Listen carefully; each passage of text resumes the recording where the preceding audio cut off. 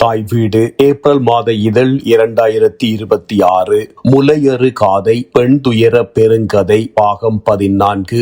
எழுத்துருவாக்கம் மாசித்தி விநாயகம். குரல் வடிவம் பிரபு. தாய் மண்ணை பிரிந்த சோக பெருமூச்சுக்களோடு கவலை என்னும் கார்மேக கடலிலே மூழ்கியபடி தவித்துக் கொண்டிருந்தனர் அக்கப்பல் பயணிகள். அது ஒரு சொகுசு பயணம் அல்ல. உப்பு காற்றும் இயந்திர புகையின் நெடியும் இணைந்து குமட்டலை தர செண்பகம் தளர்ந்து கணேசனின் தோளில் சாய்ந்தாள். தன் கவலையை மறக்க ஆற்றுக்கால் பகவதியை மனக்கண்ணிலே நிறுத்தி கணேசனிடம் பேசத் தொடங்கினாள். சிறந்த கதை சொல்லியான அவளுக்கு பகவதி என்கின்ற கண்ணகி அம்மனில் கொள்ளை பிரியம். கண்ணகியிலே மீளா பக்தி கொண்டவள் செண்பகம். கண்ணகி மதுரையை தீக்கிரையாக்கிவிட்டு நற்றினை குறிப்பிடும் ஒரு முலை அறுத்த திருமாவுண்ணியாக அவள் வந்து சேர்ந்தது எங்கள் சேர நாடுதான். ஒருவேளை அந்த வீரத்தின் எச்சத்தால் தான் மார்பை அறுத்தெறியும் துணிச்சல் கேரள நங்கேலிக்கும் வந்திருக்குமோ என்றாள் செண்பகம்.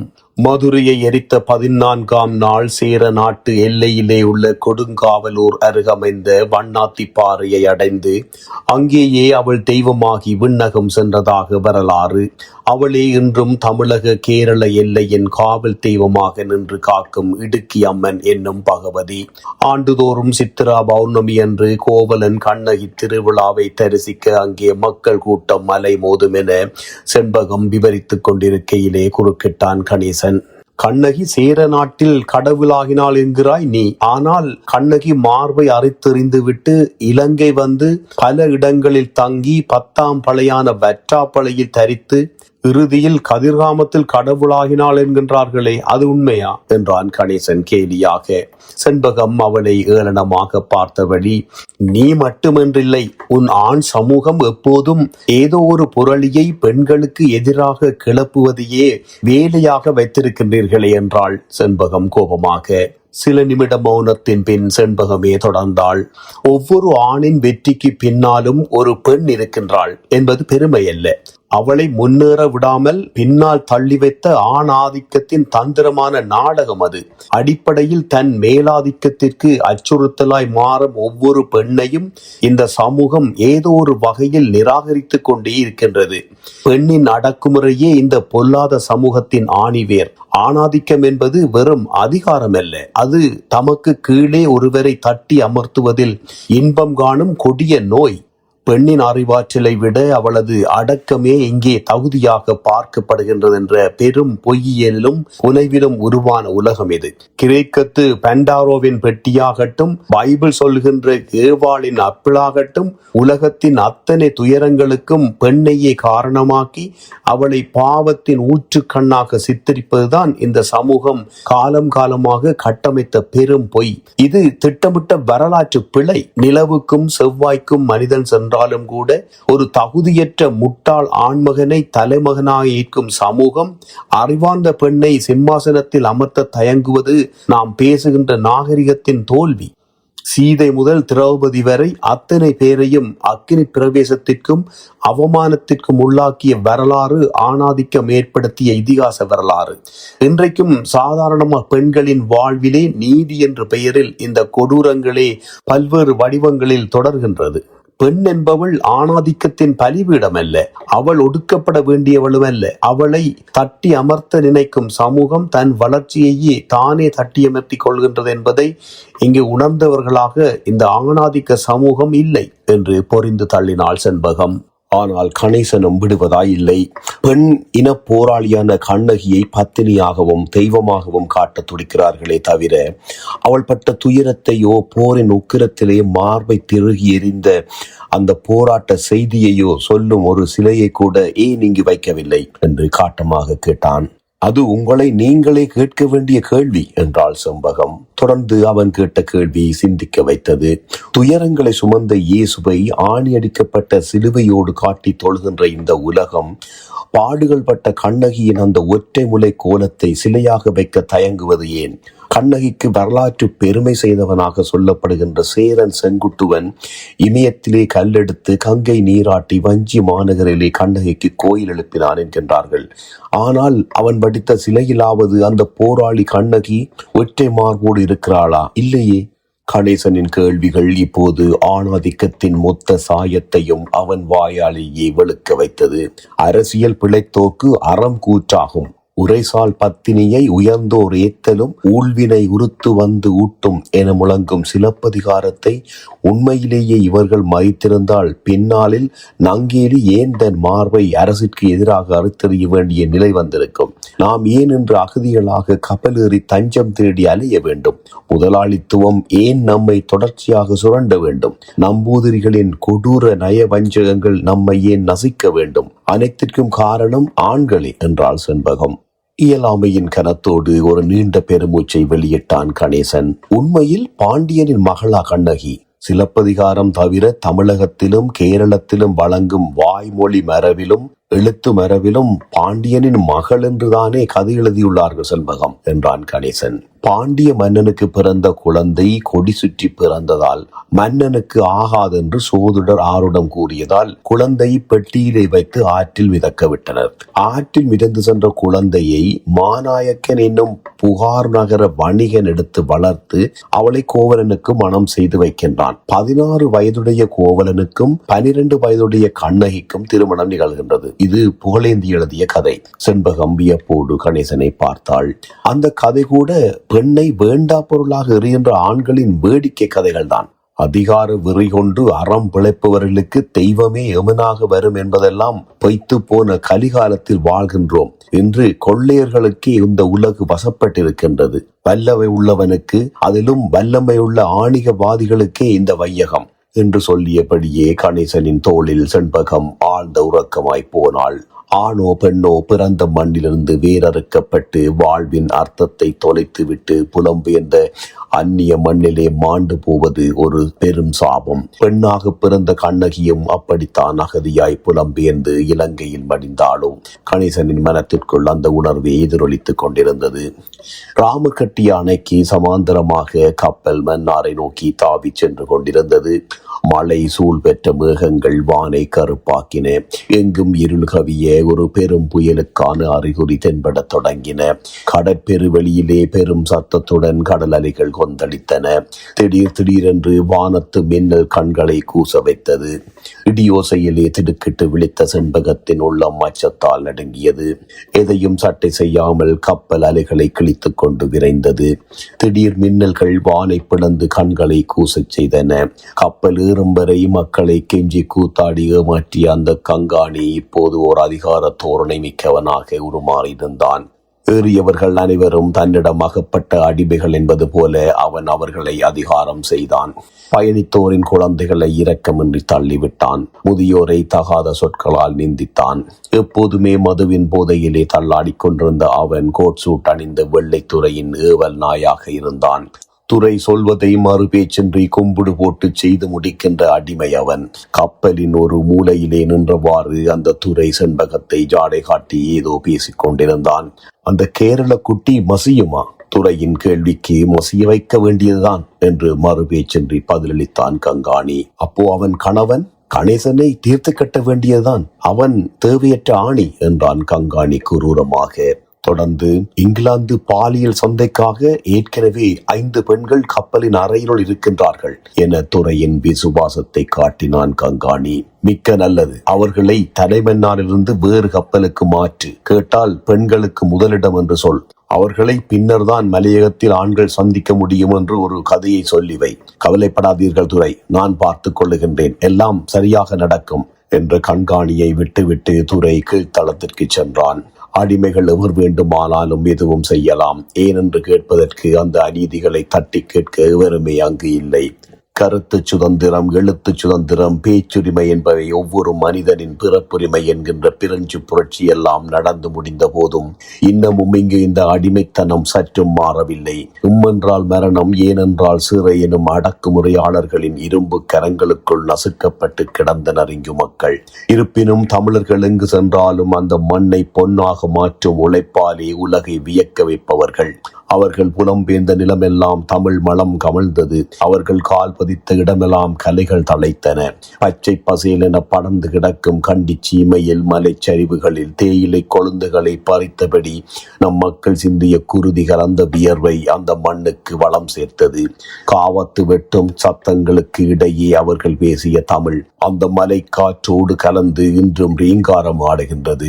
தம் வாழ்வாதாரத்திற்காக சென்ற இடங்களிலும் தங்களின் வேர்களை மறக்காமல் அழகிய தமிழிலேயே அடையாளங்களை சூட்டி மகிழ்ந்தனர். உடல் உழைப்பை தாண்டி தங்களின் பாரம்பரிய கலைகளையும் அவர்கள் தங்களோடு சுமந்து சென்றார்கள். அந்தி பொழுதில் களைப்பு தீர பாடிய நாட்டார் பாடல்கள், ஆடிய கூத்துக்கள் மற்றும் வழிபாட்டு முறைகள் என தமிழ் பண்பாட்டை அந்நிய மண்ணிலே ஆழமாக நட்டனர். காலம் மாறினாலும் தலைமுறைகள் கடந்தாலும் தங்கள் மொழியையும் பண்பாட்டையும் சிதையாமல் காப்பதில் தமிழர்கள் இணையற்றவர்கள். உலகின் எந்த கோடியில் வாழ்ந்தாலும் அவர்கள் ஒரு சிறு தமிழுலகை படைத்து தமிழை தங்களின் மூச்சாக கொண்டு வாழ்பவர்கள். அவர்கள் மண்புழுவாக உழைக்க நேர்ந்தாலும் மாண்புடைய தமிழராகவே அவர்கள் இன்றும் நிமிர்ந்து நிற்கின்றார்கள். அதிலும் மலையகம் சென்றவர்கள் தங்கள் சுமைகளையும் கனவுகளையும் சுமந்தபடி தங்களுக்கே உரித்தான நாட்டார் பாடல்களை புனைந்து பாடித்தான் வைத்துள்ளார்கள். கூனி அடிச்ச மேல கோப்பிக்கண்ணு போட்ட மேல அண்ணன புதைச்ச மேல அந்தா தெரியுது பார் என அண்ணனை அந்த மலைச்சரிவுகளிலே பறிகொடுத்த சோகத்தை கூட பெரும் குரல் எடுத்து பாடி தீர்த்தார்கள்.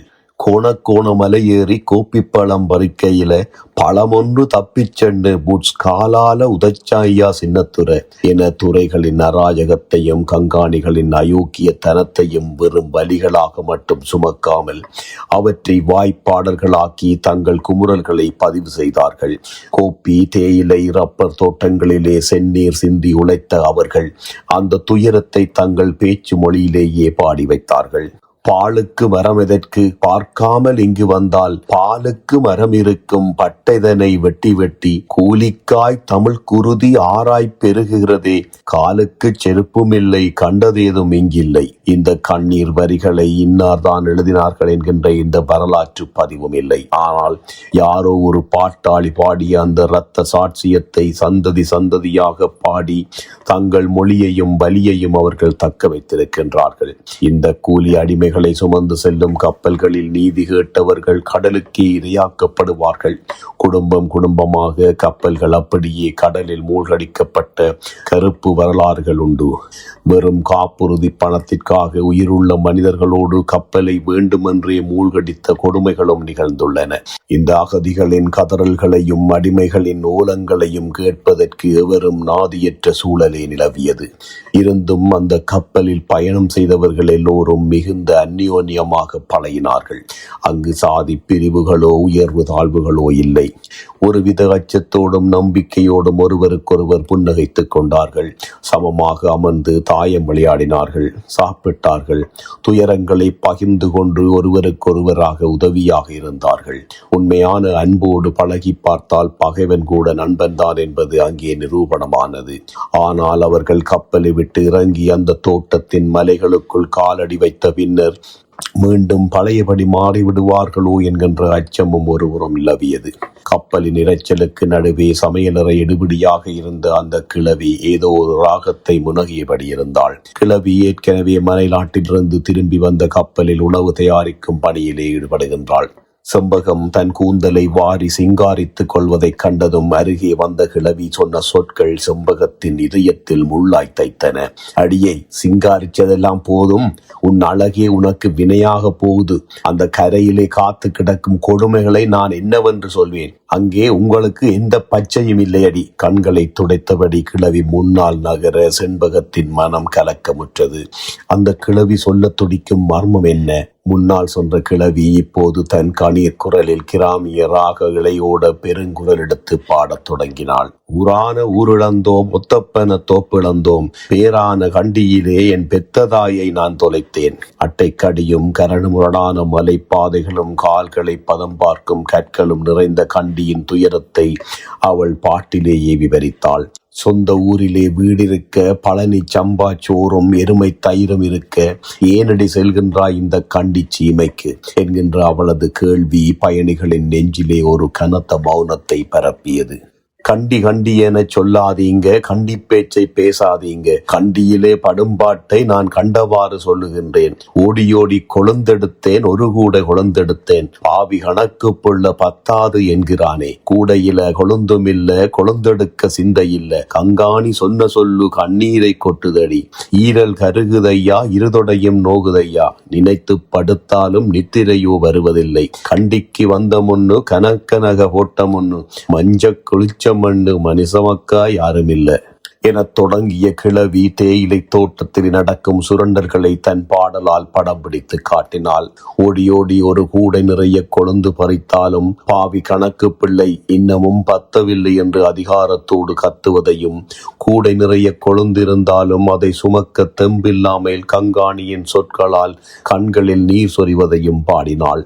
கண்டிக்கு வந்து கனக்க நகை போட்டோம் என்றும் மஞ்சள் குளித்து சுகமாக வாழ்ந்தோம் என்றும் சொல்லிக்கொள்ள அங்கே ஒரு மனுஷரும் இல்லை என்கின்ற அந்த சோக பாட்டு கப்பலில் இருந்தவர்களை உலுக்கியது. நாங்கள் போகுமிடம் ஒரு சொர்க்கம் அல்ல, அது ஒரு நரகம் என்பதை அந்த கிழவியின் குரல் அவர்களுக்கு முன்கூட்டியே உணர்த்தியது. இவைகளை கேட்டுக்கொண்டிருந்த நாய்பிடி நாகநாதி கிழவியை படு தூஷணங்களால் பேசினான். வெள்ளைக்காரன் கப்பலில் வேலை பார்க்கிறது, பிறகு அவனை குறை சொல்றது, உனக்கு நாய் புத்தி என்றான். கிழவி அவனை முறைத்தாள். நாய்பிடி நாகநாதிக்கு திருச்சியிலே வெள்ளைக்காரர்கள் எனப்படும் இந்த கொள்ளைக்காரர்கள் துவக்கும் சுடுவதற்கு உரிமமும் கொடுத்திருந்தார்கள். கட்டாக்காலி நாய்களை சுடுவதற்கும் வெள்ளைக்காரர்கள் வளர்க்கின்ற உயர்தக நாய்களை உள்ளூர் நாய்கள் வந்து புணர்ந்து விடாதபடி நாய் புனிதம் பாதுகாக்கவும் இவன் தான் சரியான ஆள் என்று நாய்களை சுட நியமிக்கப்பட்ட வெள்ளை அடிமை அவன். வெள்ளை நாய்களை உள்ளூர் நாய்கள் புணரக்கூடாது என்பதில் இருக்கின்ற திமிர்த்தனம், புனிதம் உள்ளூர் பெண்களை வெள்ளையர்கள் வன்புணர்வு செய்வதில் இருப்பதில்லை.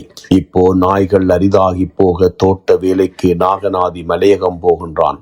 ஆனால் அவனுக்கு இன்னமும் வெள்ளைய விசுவாசம் விட்டு போகவில்லை. போதாக்குறைக்கு தன் கரகரத்த குரலால் தன்னான தாதீனம் தன்னானே, தன்னான தாதீனம் தன்னானே, வெள்ளி குஞ்சரம் வீசுங்கடி பெங்கால், வெள்ளி குஞ்சரம் வீசுங்கடி, பாவப்பழம் போல நம்மையா கங்காணி பல்லு வரிசைய பாருங்கடி என்று தாளம் தட்டி பாடத் தொடங்கினான். திண்ணைய திண்ணைய கூட்டுங்கடி, அந்த தெருவு திண்ணைய கூட்டுங்கடி, நம்மையா கங்காணி சாஞ்சிருக்க நல்லாய் திண்ணைய கூட்டுங்கடி என்று கங்காணிகளுக்கு செம்பு தூக்கி நின்றான் நாய்பிடி நாகநாதி.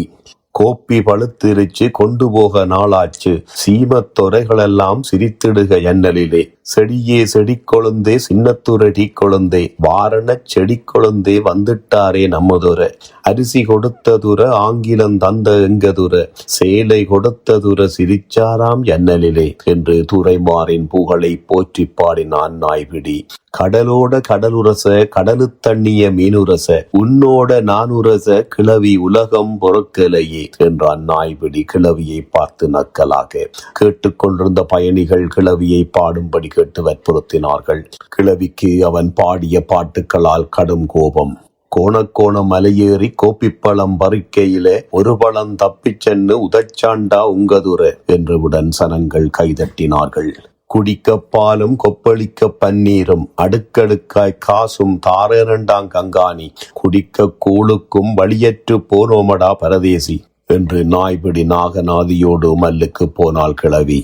காச்சட்டை போட்டு கைகளை உள்ளே விட்டு கண்ணை சிமிட்டி கங்காணியை கைக்குள் போட்டு காரியம் பார்ப்பான் சீமத்துரை, அடியளந்து வீடு கட்ட நம்ம ஆண்டமனை அங்கிருக்க, பஞ்சம் பிழைப்பதற்கு பாட்கடலை தாண்டி வந்தோம், பஞ்சம் பிழைக்கலையே நம்ம பசி இன்னும் தீரலையே, சீரான சீமை விட்டு சீரழிய காடு வந்தோம், கூடை தலைமேலே குடிவாழ்க்கை கானகத்தில், காலையில நேர பிடிச்சு காட்டு தொங்கல் போய் முடிச்சும், கூடை நிறையலையே கூனப்பைய தோட்டத்திலே என்று வஞ்சினத்தோடு பாடினாள் கிழவி.